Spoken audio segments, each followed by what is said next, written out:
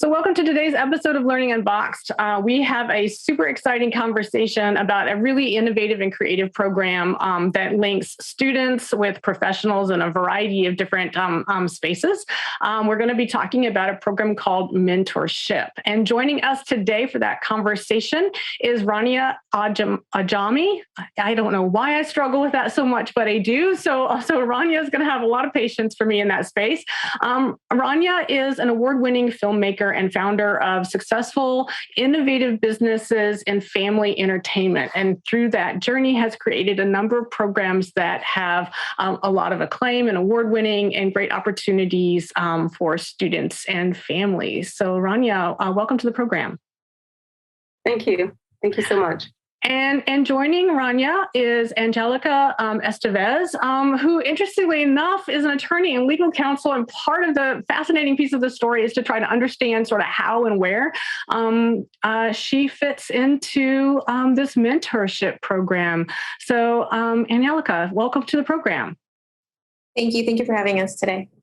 So I want to start just providing a little bit of context for our listeners about this notion of mentorship. And I do also want to stress to everybody who's listening, this is two words, make no mistake. So these are two capitalized words, mentor and ship, which is an interactive learning platform that connects children with experts from around the world. So think of this as master class for kids, but instead of celebrities, they bring together change makers, thought leaders, and experts in the areas of survival skills to climate change, space, artificial intelligence, archeology, which I love, of course, to health and well-being, arts, and so much more. And so, ladies, this is an intriguing idea that I suspect right now has a very broad application. So, Rania, why don't you tell us a little bit about how mentorship came to be? Yes, absolutely.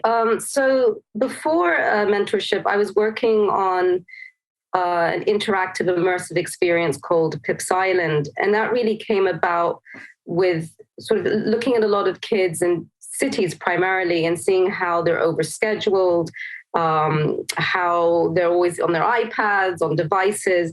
And that really came about with this sort of need to take kids and allow them to be explorers, to be the heroes of their own journeys. And I spent 7 years building a very new entertainment experience where we blended multisensorial sets, gaming, actors, animation, mythology, and we opened in Times Square 2019. It was a big hit. We had a 15,000 square foot space and really took kids on these heroes' journeys where they would go and rescue an island. And unfortunately, as you can guess, because of COVID, we had to shut down that space. And that was a very difficult moment, but it also gave us an opportunity to pivot. And we, both Angelica and I, also have 2 young kids, and we started noticing and participating with the whole Zoom school.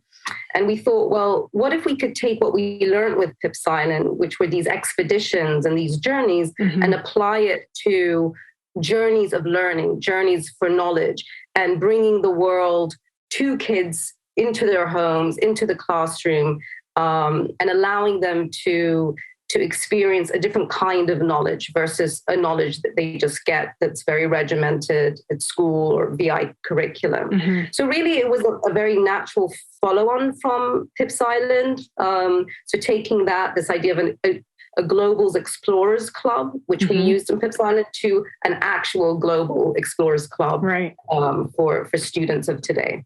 I love everything about this. And I love the pivot and the fact that you were able to grab what you saw students respond so well to from Pips Island and say, okay, we can do more with this. You know, we're super creative women here. There's just no question about that. And so that, you know, as you sort of think about and make that pivot to be able to take advantage, quite frankly, of a time that was really, really difficult for learners and for families collectively. So, Angelica, help me understand. So where's your connection in this space? So it's obvious that the two of you have known each other for some time. I assume long collaborations, but sort of help us understand sort of the work that you've brought into this endeavor. Yeah, absolutely. It just so happened that at the beginning of the pandemic, I was serving at our school's Parents Association Executive Board. So I felt like we were really in the nuts and bolts of how the school Mhm. was going to respond at a time of difficulty. But first and foremost, we were parents. And so we were sitting at a table, with our kids navigating the beginning of e-learning. And it was really, really clear at that moment that this was an opportunity for some change that perhaps had been necessary for a long period of Mhm. time, also bring some innovation into the classroom that the schools had been looking for, had been trying to figure out how to do in a way, and now necessity meant that they had Right. to embrace the technology that was going to make some of these opportunities possible. And so we jumped on it. Wow. And so let's go back to the connection piece though, because I just do want to connect the dots for our listeners, right? So were you previously involved with the Pip Island work then? Is that sort of where some of those sort of intersections sort of came from? No, I joined Rania later on after Okay. Island was ready to close. And really, we were navigating a time with our students together as professionals, as Mhm. parents, as now in-home co-teachers, Yeah. and seeing where things could be made better. Yeah. And learning from the experiences that Ronnie had had at her previous work in Pips Island, and learning from my time working within the nuts and bolts of the Mhm. bureaucratic administration that is a K through 12 school. Yeah, which is super, super complex. And that's a conversation that we've had numerous times and many iterations on this program. So we'll definitely sort of dig into a little bit of that as you launch mentorship, because I'd be really curious about how your particular school and school district sort of managed thinking about some of these things. Because one of the things that we've noticed through the pandemic, in addition to the generalized fatigue that's happened across the entire ecosystem, and that's everything from families, children, and the instructors, the teachers, the school folks collectively, is that there's also sometimes been a deep hesitance to grab a hold of innovation outside of just we're going to use technology to do what we've always done. So we'll circle back around on that, because I think there's probably an intriguing piece of that conversation that took place. So Rania, share with us then a little bit about what exactly does the mentorship project do? Walk us through how it works. Absolutely. So, at its most fundamental level, it's really about connecting children with experts across many, many different fields.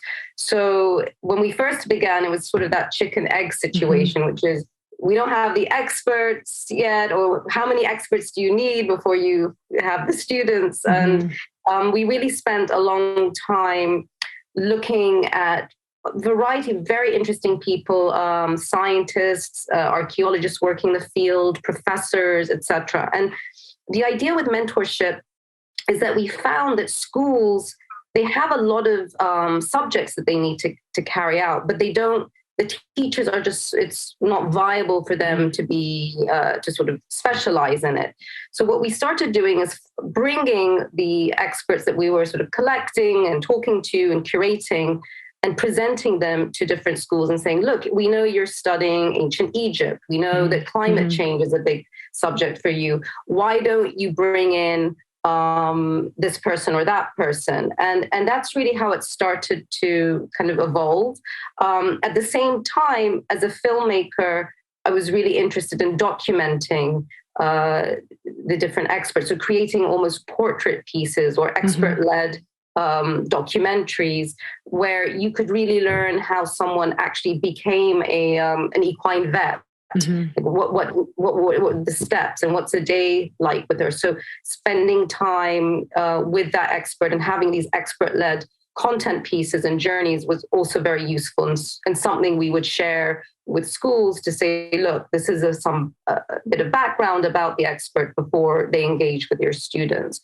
But I think really the way we see this, the big vision is that we're partnering with schools. It's not a supplement, it's not an addendum, it's a partnership in today's society where the reality is school's not enough for the next generation. School's great, but there needs to be another form of access to knowledge and development and skills. And we are bringing that other very important silo of knowledge. Yeah, we see that all the time as well, right? And the reality is, the current learners, so our students, they don't learn or want to get content or knowledge in the way that we did, 10 years ago, 20 years ago, 50 years ago. The everything about who we are has changed so much that the way we have to get access to and can get access to, that's the other piece of it, right?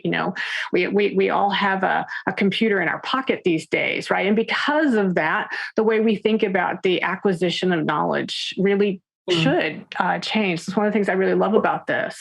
Go ahead. One thing too that came about is there's so many jobs now that children are just not aware of, right. Other than your box standard, doctor, lawyer, etc. For example, my daughter had said to me, and it was one of the ideas that sparked mentorship. She said, I love space so much, but I don't want to be an astronaut. So what can I do to work in space? And there's so many different layers to that question. So that's also something that mentorship's addressing.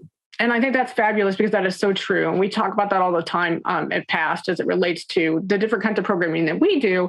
One of the intent purposes for that is we want to actually show kids all the different variety of things that are in fact possible because they don't have a clue. And we see all the time when a student will start a program, especially the younger kiddos, when you ask them, about this thing, and so maybe they're going to show up, to a camp that's about space. What is it that you think the jobs in that are? And they'll give you 3 or 4, right? And by the time they finish the program, however long that happens to be, not only can they rattle off a whole host of potential career opportunities, they've honed in on the thing that they're most interested in at a very specific level, right? No. I want to be an engineer that works specifically on the guidance system. Well, that's remarkable to go from, I want to work in space to I want to be this very, very specific thing. That's huge, huge win, I think, as it relates to recognizing students' knowledge. And Angelica, I want to ask you about the piece about going from the school and the pandemic and crisis and, a lot of the shifting that has to happen.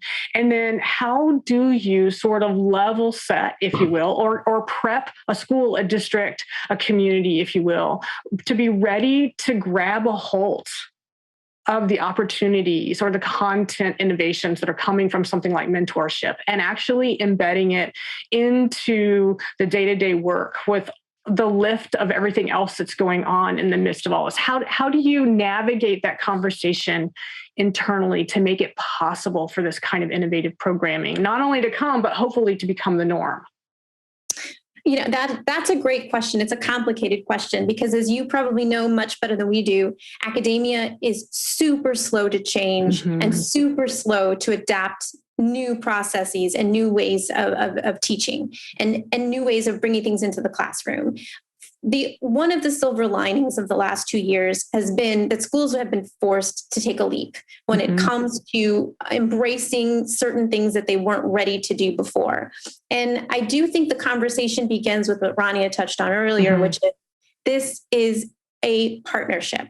We put too much on teachers. It is impossible for them to do everything they were doing before and expect it to expand into all of these other new areas and keep pace with the pace of change that we see in our world. And so I think that emphasizing to schools that you're not making this something that they have to keep up with on their own, that this has to be a partnership with people in industries, people in different professions, different expertise. You cannot possibly imagine that teachers can take this on their own or administrators. And so the critical thing is that you're not alone. It's a partnership, and we will help you curate the people that are in these different fields and have them come to you and have a partnership with you and with the teacher and with the classroom, and so that you can bring in these new areas of study, maybe go beyond what the curriculum has traditionally been able to offer, and really respond to what students are asking for and needing now.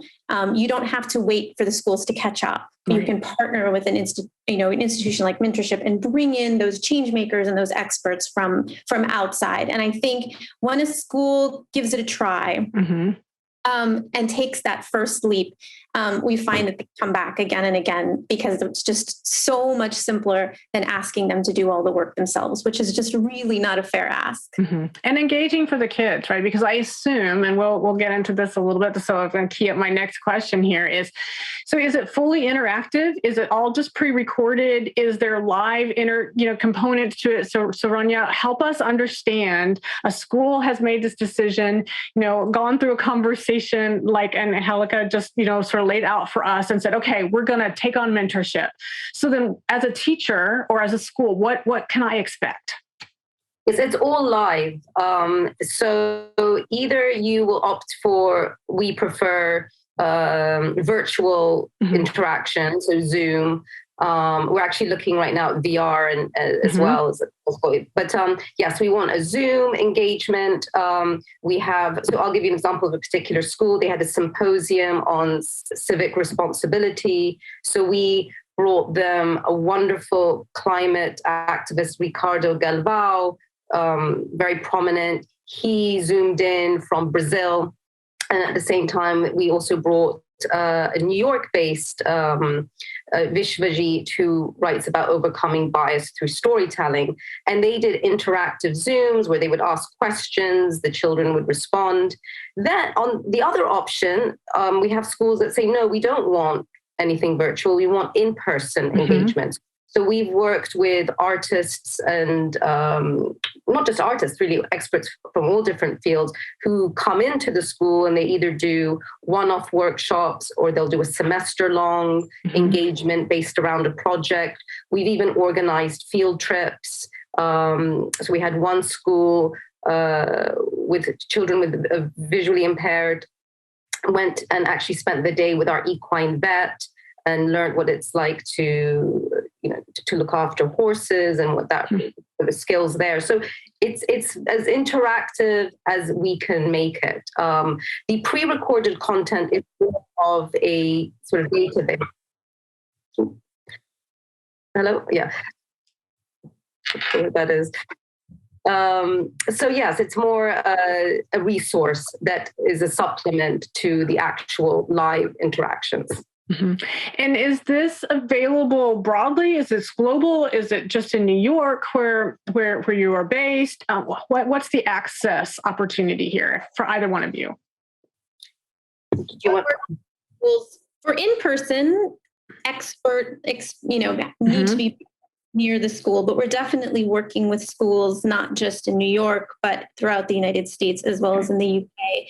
And that's sort of the beauty of where we can use the technology to really enhance areas of study, because the experts do not have to be based where your school is located in order for you to have a virtual experience with this particular expert. And, the schools are all very unique individual communities. So what we're looking for is very different from another school. And that's where we're really able to curate an individual experience based on what a particular school is looking for. And if that means an in-person semester-long workshop, or if that means a virtual symposium, that's what we make happen. I think it's wonderful that you have so much flexibility and you can find experts willing to play in that space. And one of the things that I think is really interesting is, oftentimes I think both experts, industry folks, academics, take your pick, and traditional K-12, we have this sort of old school sense, right? That when we're talking about those types of experiences, it's just a touch more than show and tell, right? Or career day.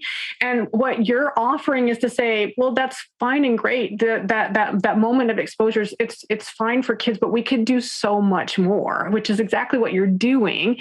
And that so much more provides an opportunity for engagement, which I love. But having said that, and having been in this space myself for so long, sometimes as that expert and sometimes facilitating a whole variety of programming opportunities, one of the things that I know is that, not everybody who is an amazing researcher, expert, artist, provider of whatever that particular expertise or content is, are great with kids or are great with interacting. So I want to know, how do you help the professional side be successful? Because if they're not successful, that engagement is a miss.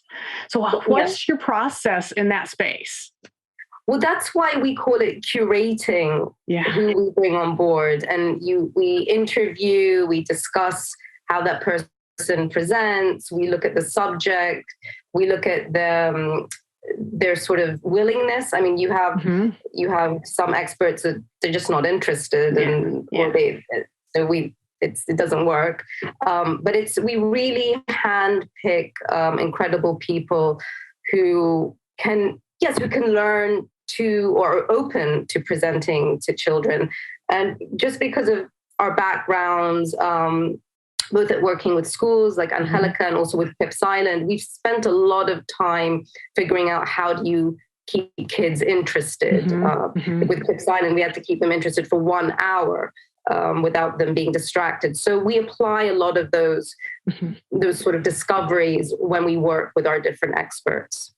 And you'd actually be surprised. You'd be surprised how many university professors that think, oh no, I'm not really good with kids, they surprise themselves. They're actually wonderful. And the other way around too, a lot of children, they're so bright and they're so sharp that they actually get a lot of maybe university level type of subjects. So we don't like to also dumb it down for our students. Yeah, I love that. And I would agree with you. I think that people collectively underestimate children all the time, right? I tell people that frequently, oh, no, your kids can do this. Give them a really big, hairy, audacious problem and let them gnaw on it, because they're going to be super creative, because children don't come to problem solving with the same constraints that adults have. They haven't gone through life. They haven't gone through, their educational journey to understand why the physics of what they're contemplating is not even possible. But that's okay, because there's a nugget in what they were thinking about and the way that they were being creative to try to solve something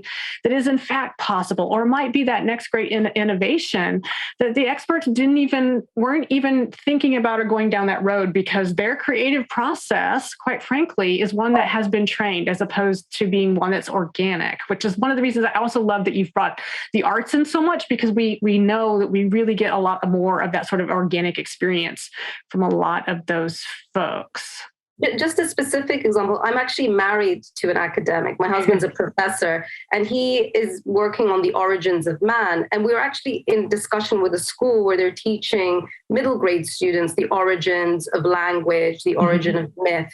And he's been asked to go in where he's working full on this book in his own somewhat bubble. And now he's going to go and sort of explain his research and thinking to 9-year-olds and 10-year-olds. So it's just a sort of example of how we're bridging content. Yeah, absolutely.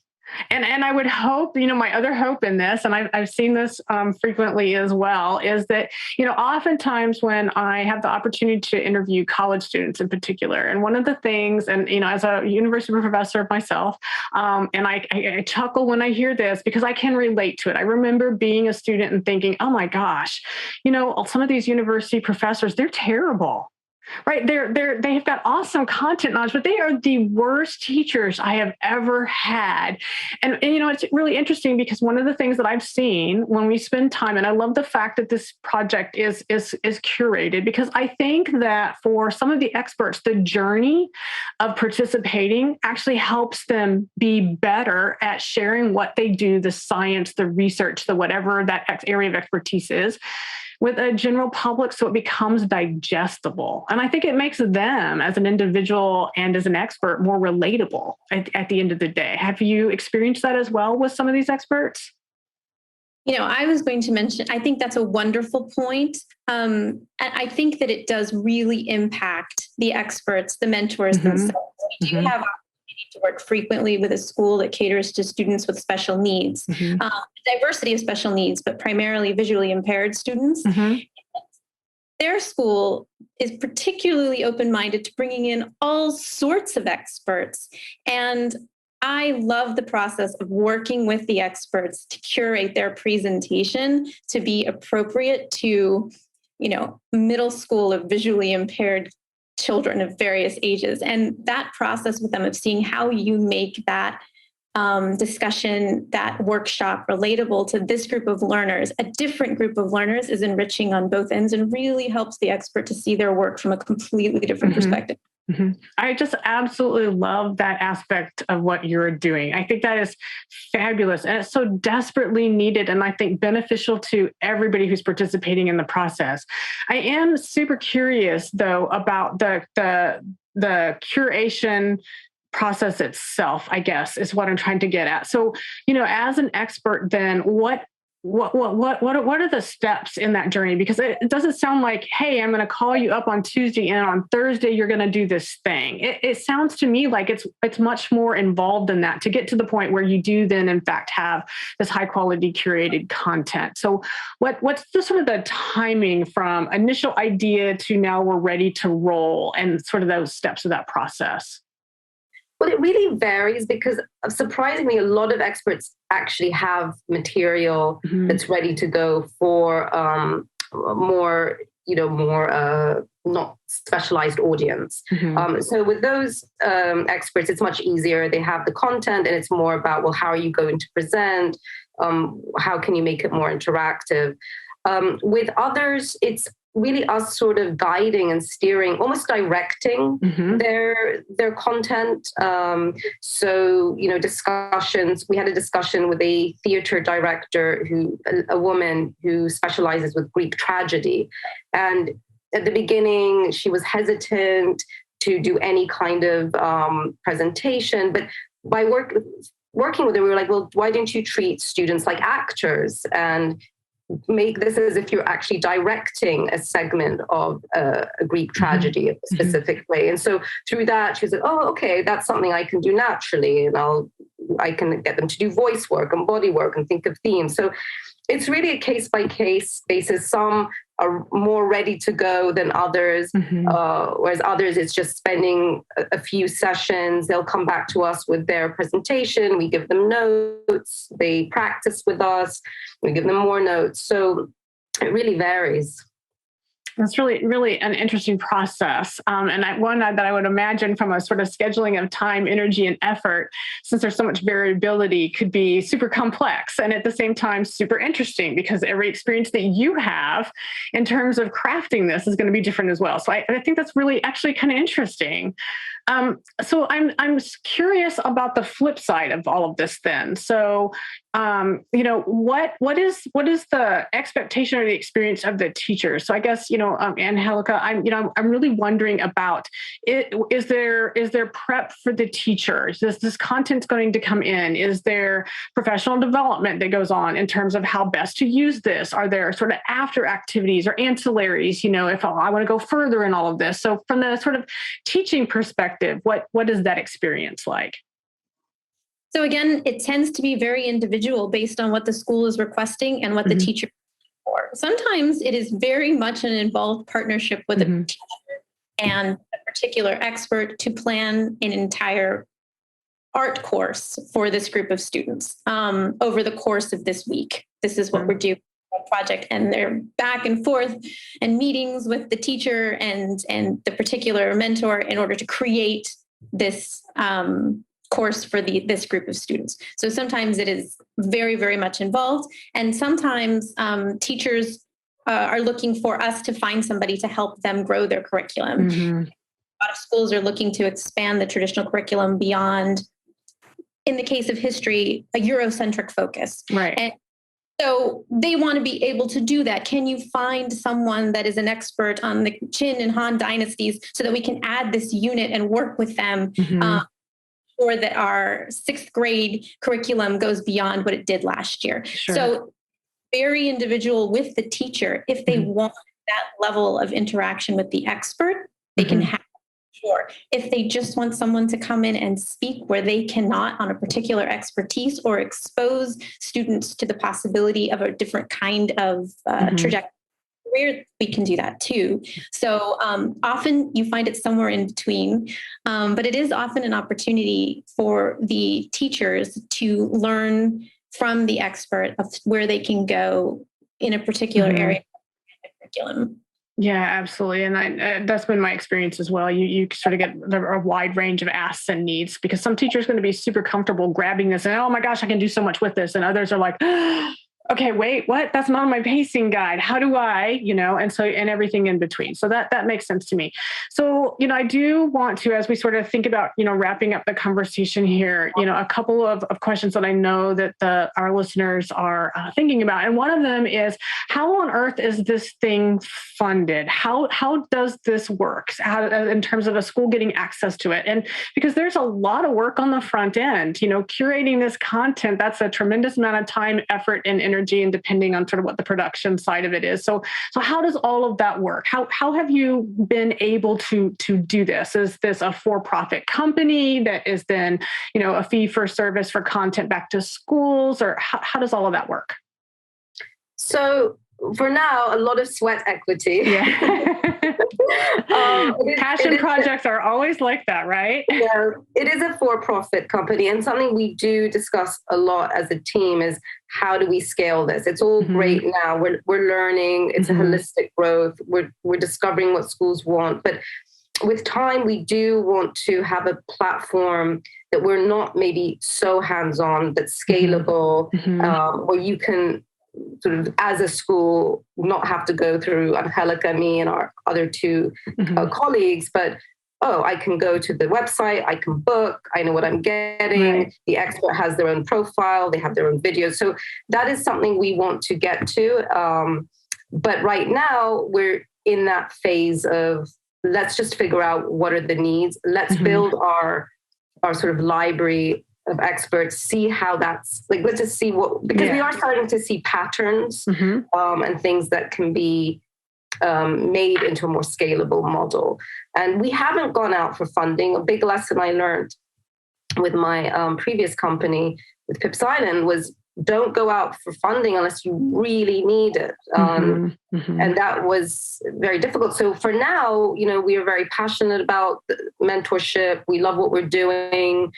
We are finding that schools are willing to pay for the engagement, which is great for us for now. Yeah. So until we reach that point where we absolutely want to build the tech piece, we're using this to really grow and naturally and in a sort of kind of wholesome way. Yeah. No, absolutely. That makes sense, because the reality is, and I just want to make sure that we're, really clear, full transparency. Schools do in fact have funds to purchase and buy content and curriculum all the time. And this falls well within that space. And depending on the kind of school and the space where you are, it's an opportunity to use a whole variety of funds, both federal and state funds, to bring programs like this into your school. It's very doable.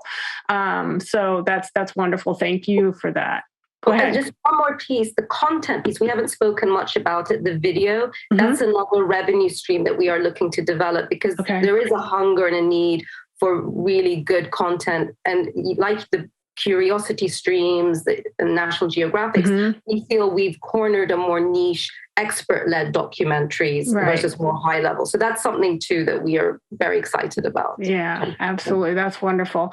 So what I want to sort of end the conversation. You made a reference to, the potential for, VR experiences and things like that. So my big question is, what's next for mentorship? What are you working on right now as part of this, bigger ecosystem that just gets you both jazzed? What are you excited about?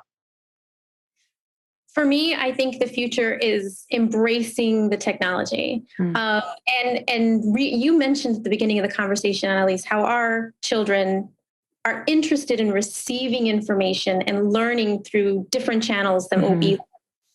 And I think in prior years that sparked fear in most parents. But I think at this point, all of us recognize that they are digital natives, and their comfort zone for existing in this world is not the same as ours. And it can be an opportunity to really reach kids at their level where they want to be, in those where they want to be. So, definitely looking into virtual reality experiences for the kids, ways that would bring them places that they cannot be physically. And, even thinking the buzzword of the moment, thinking about metaverse and where can where can these students interact with these experts in a virtual world?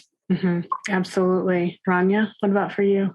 Yeah, I think absolutely exactly what Angelica said. And we are actively looking at how do we take the content, take our experts into a metaverse-like environment. Mm-hmm. And we're looking at one project. It's called the Metropolis Project that I'm involved with, where we would bring the mentorship world or building to that metropolis and offer a way for people to access and a sort of decentralized access to knowledge. And that's something we're excited. So really looking at trends and looking how we can take a very old world concept, apprenticeship, to a very new, 21st century technological ecosystem. So yeah, it's all about being able to modify that application, right, at the end of the day. So absolutely.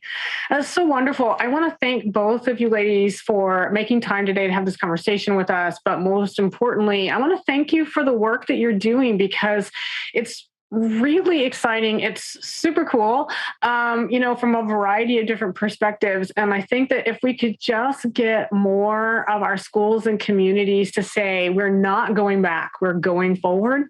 And that going forward is all about the way we engage with students and the way that we ensure that the content that we believe they so desperately need to move forward is not just of the highest quality, but it's engaging enough to keep the kids coming back. So thank you both for what you do. Thank you so much for having us. Absolutely. Continuing the conversation. Absolutely. Thank you so much.